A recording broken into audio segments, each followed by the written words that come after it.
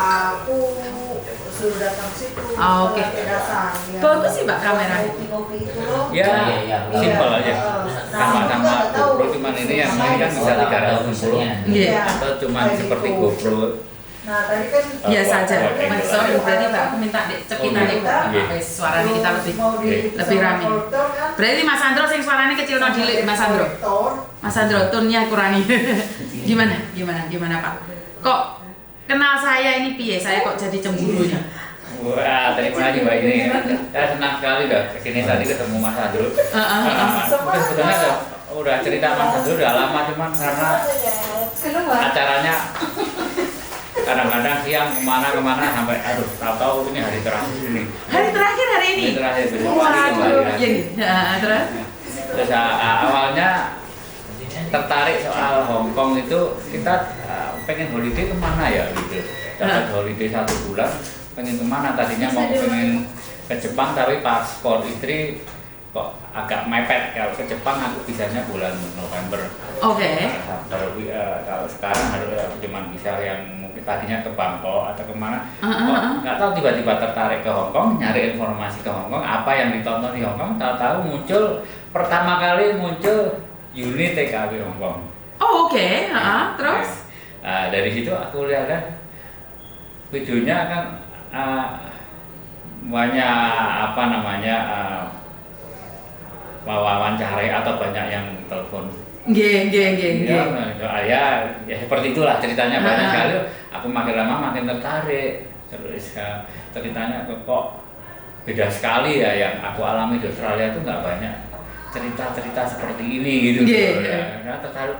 Oh ternyata di Hong Kong itu banyak sekali teman-teman PMI yang di Hong Kong yang banyak dan mungkin hanya sebagian dari berapa ratus ribu yang bermasalah, cuman terasa banyak gitu waktu terungkap soalnya kan terungkap. Iya. Kan kalau zaman dahulu nih Pak, untuk cerita itu tabu. Banyak orang yang merasa bahwa ini masalah pribadi, jadi kayak kasusnya Farouk kan, Bapak menganalisa sebelum kasusnya Farouk kan. Dan di situ kan orang merasa tabu, malu, apalagi sebagai perempuan. Tapi kan kalau tidak diungkap nih Pak, kan berlanjut itu Pak dari 2017 atau 2013 sampai pada akhirnya pecah di 2023. Itu menurut Bapak gimana itu kok ada laki-laki seperti itu nih? Kan Bapak juga bukan pelancong ya, seorang pejuang juga tapi di Australia. Wah, kalau itu sebetulnya kembali ke pribadi masing-masing ya. Karena memang ada orang yang ya, sejauh ini aku seperti nggak percaya peristiwa itu terjadi ya, orang laki-laki seperti itu nggak pernah terjadi. Nggak pernah melihat ada berpikiran ada kasus yang seperti kasusnya Farouk itu belum pernah ini. Saya memang ada satu teman itu yang tadinya tak gaduk-gaduk nih Mbak, meskipun aku dulu di Australia dari tahun 81 tapi Jawanya masih medok ya. 81? Saya baru lahir Pak. Wow. Masih suka bahasa Jawa, apalagi ketemu di Australia itu temanku yang orang Jawa Tengah nggak ada. Hampir nggak ada, yang banyak dari Jawa Timur. Jadi ngomongnya Jawanya medok ya? Bergeser dari Jawa Tengah jadi Jawa Timur. Jawa Timuran. Oh, Jawa Timuran. Oke. Lebih freedom ya Pak ya ngomongnya. Lah aku punya teman kata gaduk-gaduk apa ini dia kena kasusnya Farouk gitu, karena ya sirisnya ya bukan kita ngeremuk ras ya, tapi memang orang-orangnya itu yang ciri-cirinya kok hampir mirip, foto-fotonya hampir, ternyata aku betul-betul enggak. Dia karena terus terang waktu aku pulang beberapa kali kalau pulang ke Indonesia selalu ditekes dikirim ke satu orang gitu loh. Jadi apa salah satu juga itu juga gitu loh. 2.000, 3.000 Australian dollar kan 3.000 30 juta. Betul. Gitu. Apa itu ternyata bukan, tapi udah hampir setahun ya udah putus. Tapi sampai beli rumah segala. Karena sekarang ini banyak orang, saya minta maaf ya Pak ya, mungkin Bapak baru mendengarkan kemarin itu ada orang itu mengaku istrinya meninggal hanya untuk membohongi para TKW Pak. Sekarang tuh HP-nya tuh smart Pak. tapi orangnya smart untuk berbohong. Kalau dulu mungkin di zaman saya ya, mungkin Bapak waktu baru-baru merantau ke luar negeri, Bapak pencuri dulu kan nyetelin rumah ya Pak ya? Iya. Di styling gitu ya, baru Iya. dirampok kan? Iya. Tapi sekarang itu enggak Pak, Facebook kita di styling sama orang. Dan sekarang penipuan itu macam-macam, jualan online, tiba-tiba utang kredit KPR, ternyata malah ditipu, itu banyak sekali. Dan itu masyarakat kita itu masih punya rasa empati padahal dibohongin loh Pak. Orangnya nyata-nyata di penjara Pak. Saya bisa tunjukkan yang di Cipinang ini Pak. Saya tuh sedih banget, sudah tahu nih lakinya di penjara. Ceweknya bilang apa sama saya? Ini laki saya sudah insaf Miss Yuni, jangan dijeblosin ke penjara lebih dalam lagi. Dan sekarang nangis lagi sama saya, otomatis saya bagaimana ngomongnya Pak? Dulu saya sudah ingatkan, dia bilang orangnya sudah tobat. Tapi sampai sekarang itu lakinya tetap memeras, bukan cuma dia, banyak lagi. Dan yang masuk di Nusa Kambangan kan dulunya di salah satu tempat terus dipindah ke Nusa Kambangan, tapi dia tetap di penjara gitu loh Pak. Kok bisa teleponan loh Pak? Itu menurut Bapak gimana nih? Kalau ke luar negeri kan nggak bisa sama sekali Pak? Ya Mbak, kalau ya agak ini ya, memang pribadi orang itu yang itu seperti ya kita sudah menolong, tapi setelah kita tolong, oh ini orang bermasalah, terus dia bilang jangan dimarahin. Betul. Nah, itu memang nggak tahu tuh, itu kembali ke orangnya. Tapi kalau aku sekali memarahin dia nggak insaf ya biarkan saja, lepas. Oke.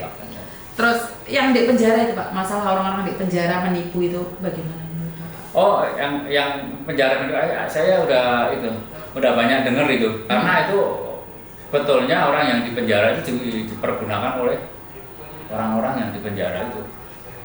Jadi orang-orang yang di penjara itu emang sindikat. Pegawai penjara itu banyak. Nah, kalau Bapak ngomong gitu nih, saya jadi takut. Faruk kan sudah sindikat, masuk situ lebih jadi sindikat nggak Pak? Lah, itu Faruk pun aku yakin kalau nggak dikawal ketat, itu memang masih dia bisa menjalankan dari penjara. Jangankan Faruk, ya, Faruk. Kita lihat siapa ya, Budiman siapa ya? Oh yang keluar negeri itu. Oh iya Budiman. Siapa ya, Budiman belakangnya. Itu di penjara masih bisa mengendalikan peredaran narkoba dari penjara, apalagi Faruk yang itu hidupnya dari penipuan itu masih kasusnya ringan. Nah ini kalau kasus narkoba kan dia pengawasannya kan lebih ketat harusnya. Lebih ketat. Itu aja bisa menjalannya. Waduh. Ya, meskipun uangnya Faruk nggak gede, mungkin Freddy Budiman mungkin uangnya gede, mungkin bisa bebas. Bisa ya, ini ya nyokok ini ya. Tapi mungkin Faruk ya menurut saya duitnya gede, hasilnya gede gitu aja. Cuma bedanya, tapi ininya anunya sama aja. Iya, makanya saya sebenarnya khawatir nih, saya sempat minta sama Polda nih, Pak, ini karena saya pribadi kan ada hubungan sama Pak Polda dan nanyain kasusnya seperti apa dan bagaimana. Nah, dengan begini kan sebenarnya saya ada sedikit kekhawatiran. Di penjara mungkin lebih enak Pak, karena bisa menipu pakai seragam polisi, pakai seragam tentara. Emangnya di penjara nggak diawasin gitu loh, karena saya sendiri nggak tahu nih tentang penjara. Kalau tahu saya di penjara juga, ya kalau untuk memakai seragam itu ya sebetulnya cukup riskan juga untuk pegawai penjara itu sendiri ya. Artinya mereka membohongi pakai tentara gitu ya. Betul. Mungkin bajunya juga baju palsu, kita nggak tahu. Kok dijual di pasar banyak. Ngerti, tapi waktu di penjara itu berarti kan tidak ada pengawasan ketat bahwa kalau di Hong Kong nih kayak mbaknya tadi kan di penjara nih, kan totalitas HP itu ditaruh di ruangan dan ini akan keluar kalau sudah keluar dari penjara. Baju pun tidak ada satupun yang kaos-kaos biasa, semuanya adalah seragam gitu.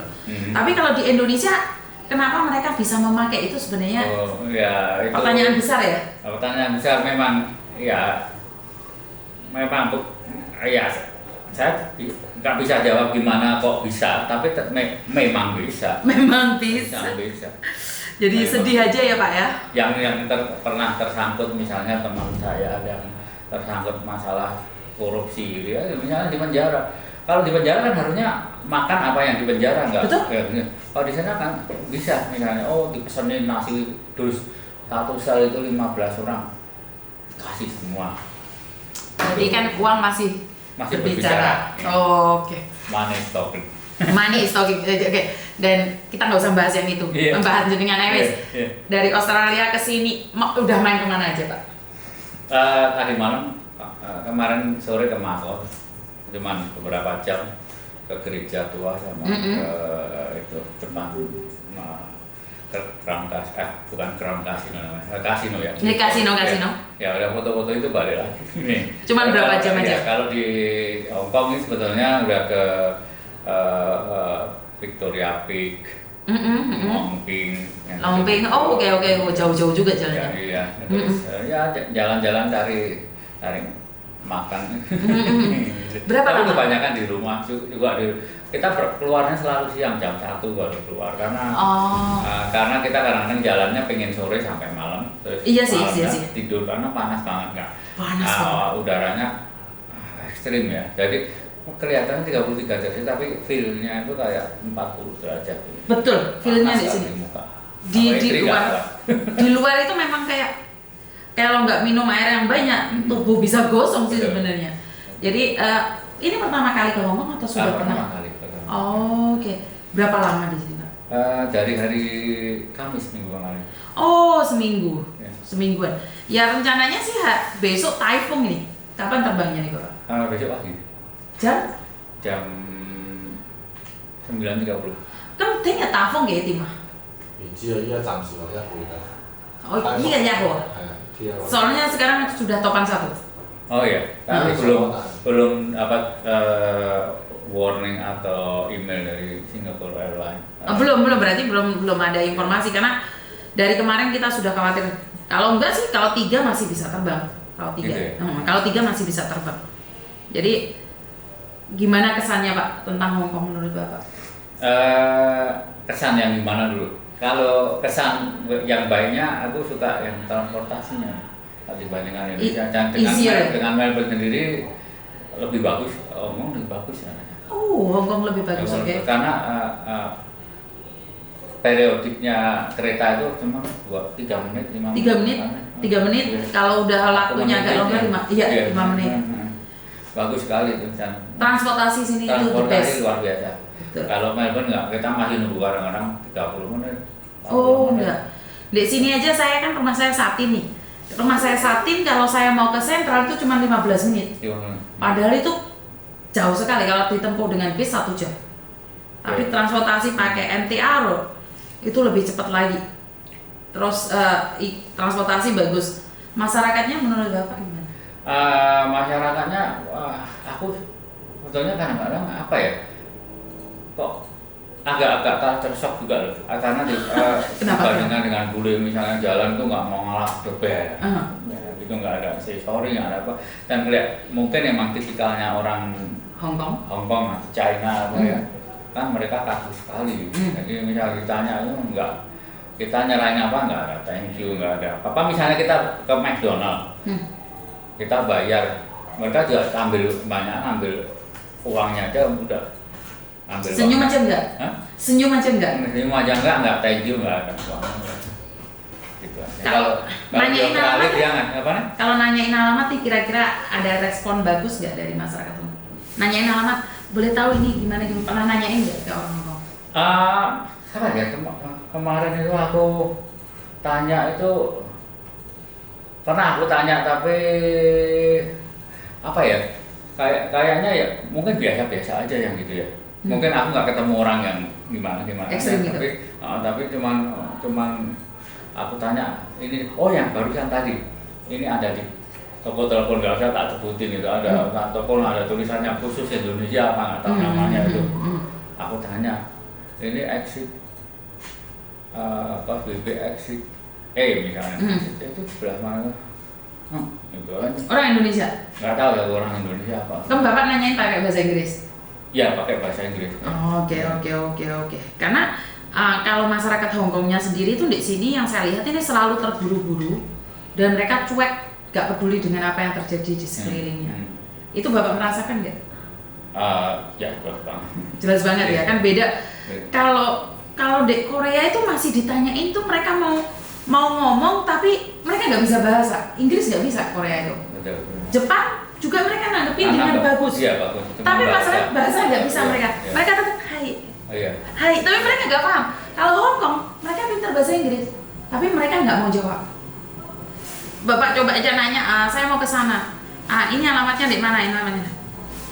Pergi. Gitu. Jangan kan orang luar ya, kadang-kadang kita sendiri mau cari tempat itu mereka juga seperti itu. Dan saya pribadi nih, kayaknya yang banyak ngomong malah saya. Saya pribadi merasa senang. Saya senang sekali karena Pak Yudi, ya orang pertama dari Australia mencari saya. Padahal kalau dipikir siapa sih saya ini, dan perlu Bapak ketahui, saya menyediakan tempat ini sebenarnya buat cece-cece lihatin tempatnya aja nggak jelas. Dan itu semua hasilnya dari YouTube. Jadi sebenarnya dulu saya itu cuma main-main aja buat YouTube, tidak tahu kalau YouTube itu ada uangnya. Jadi gajian 3 bulan itu saya nggak ngambil Pak. Gitu. Tapi nggak tahu. Jadi Mas Andro itu yang selalu menanyain, kamu tuh dapat uang ngambilin, saya bilang, uang dari mana? Jadi waktu saya buat YouTube tuh nggak ada tujuan untuk mendapatkan uang karena saya sendiri bekerja dan saya cuma ngobrol kayak gini aja Bapak. Ada anak masalah, ya udah saya tanganin, saya bantu, saya share karena prinsip saya buat YouTube itu agar teman-teman yang lain tuh mendengarkan kalau masalahnya kurang lebih sama seperti ini, nggak usah nanya lah, sudah solusinya kurang lebih sama. Nah, kalau YouTube-nya Pak Yudi sendiri nih tentang apa nih kalau boleh tahu? Oh, saya videonya cuma tentang traveling aja, kuliner traveling. Kalau boleh tahu minta YouTube-nya deh. Oh gitu.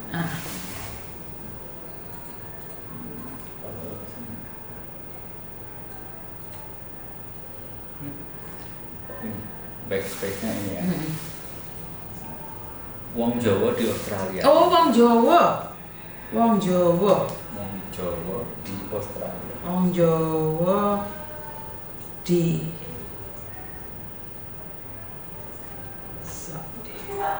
Oh iya, sudah langsung ketemu. Benar. Oh, oke. Ini kemarin yang ke jembatan Seribu Bidadari itu kan. Oke. Ntar tak bantu share di Facebook saya juga, Pak Yudi. Oke. Oh ini bagus juga ini tempatnya. Ambil view-nya pinter juga ya. Keren juga. Oke, bagus. PTR Indonesia. Oh. Sudah berapa lama Pak ngelutin di YouTube ini Pak? Oh, baru bulan Maret. Cuma buat hobi aja kan. Ya, saya suka kan udah mendekati usia pensiun, jadi banyak waktu jalan-jalan sama istri anak. Udah hidup sendiri di Australia. Udah ada 3 cucu saya. Waduh. Jadi sekarang tinggal jalan-jalan sama istri. Yes, bukan nggak ada niat lah cari duit, yang penting kita memberikan informasi, misalnya di Hongkong ini makanan halal di sini misalnya. Nah itu sangat penting sekali. Itu sangat penting sekali Bapak karena kemana? Amar Mos Kantin gitu. Terus ya, tadinya hari ini mau ke itu restoran Muslim yang tulisannya hijau, plasnya putih gitu. Tapi daerah mana? Tim Sajoy? Daerah. Terus ibu masih di hotel tidur sekarang? Masih di hotel karena kecapean tadi malam pulang dari Mako sampai rumah jam 1. Karena ferinya terakhir jam 10.30 dari Mako. Terus jam 5 udah bangun, terus belum tidur, terus jalan pagi ya, jalan keliling sekitar Causeway aja. Sebetulnya tadi cuma cari makan siang, terus akhirnya nongkrong di McDonald sambil nunggu Mas Andro. Karena itu juga, yuk daripada ini, tadinya mau ke Star Ferry, tapi begitu jam 12 udah panas di Ralum. Jadi mau nang McDonald wae tengok-tengok ya. Koko apa? Papa. Thank you. Oke, jadi matur numbah nuwun kesediaannya di sini. Lek jenengan tidak keberatan, saya akan bantu share YouTube jenengan. Terima kasih Mbak ini.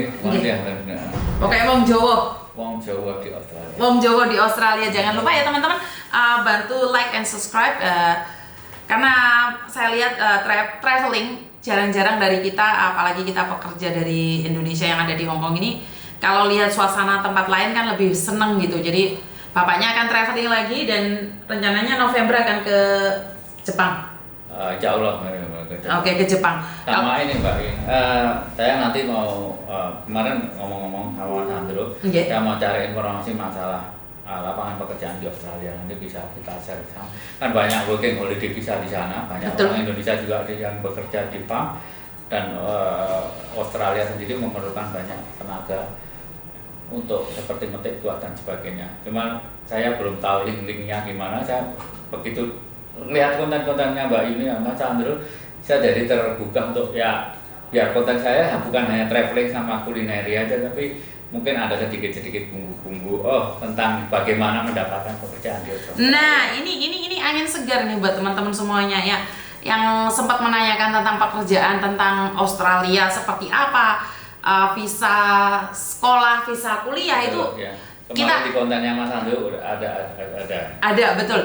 Jadi kita akan sambung di berikutnya. Saya akan instan, dan saya pribadi sebenarnya karena keluarga suami saya juga ada di Australia, dan kita cek bareng. Saya akan datang ke tempatnya Pak Yudi juga nih kalau sudah ada di Australia. Ya. Australia mana Pak? Melbourne. Oke. Jadi saya sendiri akan jalan-jalan juga ke Australia, bantu saya doa, dan agar ini kalau memang ada suatu pekerjaan dan Pak Yudi bisa tahu seperti apa standarnya, seperti apa caranya. Karena yang saya tahu nih kemarin ini saya dapat linknya juga sebenarnya, dimana tentang studi visa kuliah, terus akhirnya mereka bisa jadi masyarakat di Australia. Jadi kerja di restoran, bisa. Kerja di bawah umur sebelum umur 30. Iya, belum umur di bawah 32 ke bawah. Iya, di 30 apa 32 Pak? Kemarin ada informasi terakhir 32. Oke. Tapi mungkin sekitar Jadi yang saya tahu nih, informasi saya terakhir saya dapatkan nih dari Jakarta kemarin adalah di bawah umur 30. Jadi kalau sudah umur 30 ke atas itu nggak bisa. Makanya kalau ada job promosi visa turis atau visa apapun, tolong dikonfirmasi, jangan sampai dibohongi ya Pak ya. Iya. Nyampe di Australia ternyata nggak ada. Itu aja dari kami berdua, dan terima kasih. Wassalamualaikum warahmatullahi wabarakatuh. Berkat Tuhan mengalir atas hidup kita semua. Semoga semua makhluk hidup bahagia, dan terima kasih. Bye-bye.